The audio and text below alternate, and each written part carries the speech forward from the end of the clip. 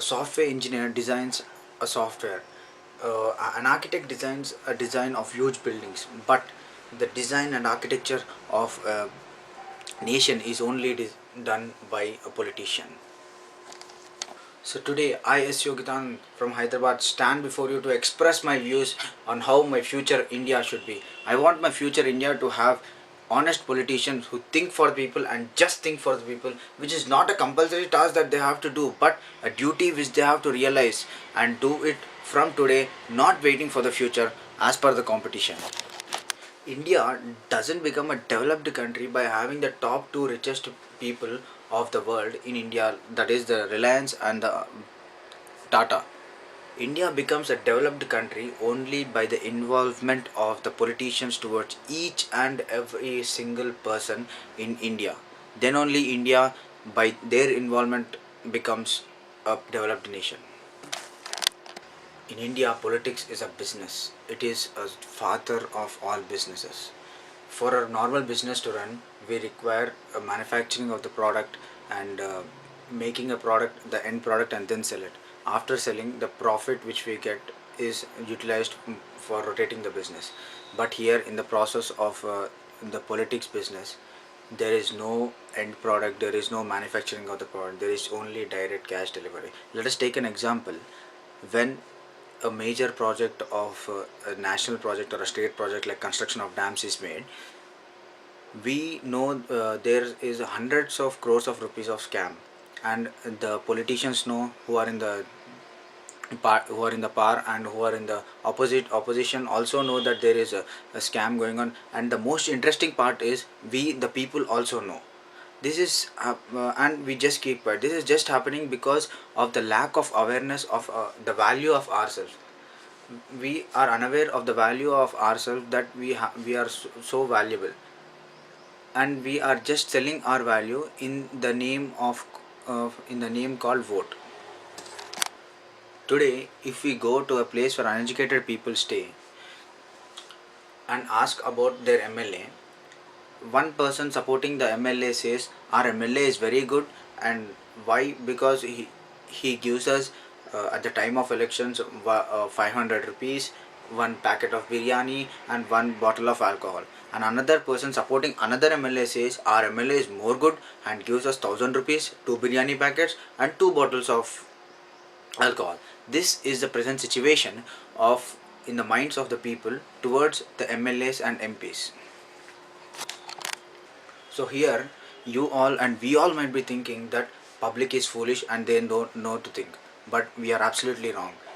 Public have because public knows what they have done to them from the past 5 years, but at that time they become satisfied and they are happy that at that time of elections, at least the MLAs and MPs come and give them something or the other.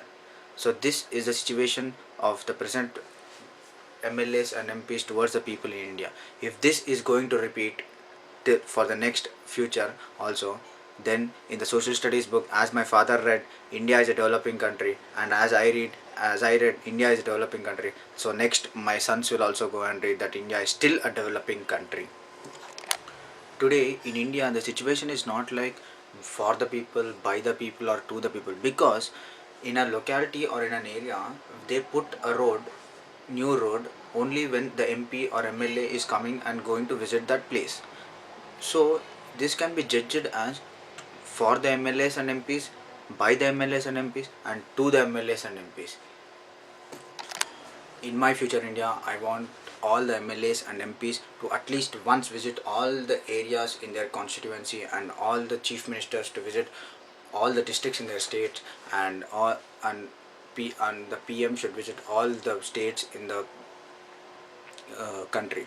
Meeting is not in keeping big 100 feet of cutout of that MLA or MP, or keeping big floodlights and giving lecture hours together. That is not the way of meeting. But meeting is personally meeting the people who are not to the people who are not able to meet the basic necessities of life, and asking their problems personally and resolving them in time to given to them.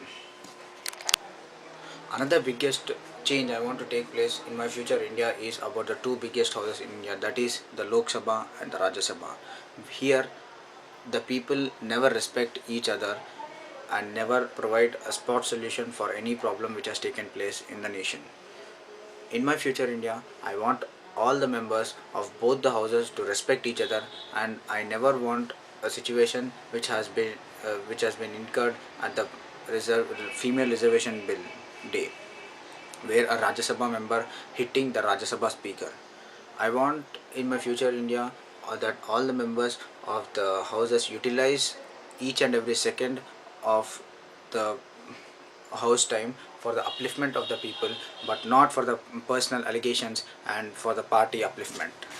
Today, I request all the politicians to dream for a nation, good nation, by the 5th year of their power, but not for the 20th year of their power, because change should come this day, this hour, and this minute. As said by Abdul Kalam sir, we all should dream, but I say that we all should dream and should be fulfilled by ourselves, but not by the next generation of us. Thank you. As told by Sir Abdul Kalam once, as when he went to a school and asked some of the children that what they want to become, half of the students said they want to become a doctor and half said they want to become engineer. But he was surprised when nobody raised their hands for to become a politician. So I don't want this situation in my future India. Lastly, I want to conclude that in India we have good doctors and good medical equipment to support them, good engineers and sophisticated equipment to support them, but we don't have good politicians, and so there is no requirement only of good political equipment. And so I conclude that in my future India, I want to have a good, honest politicians and a good political system. Thank you.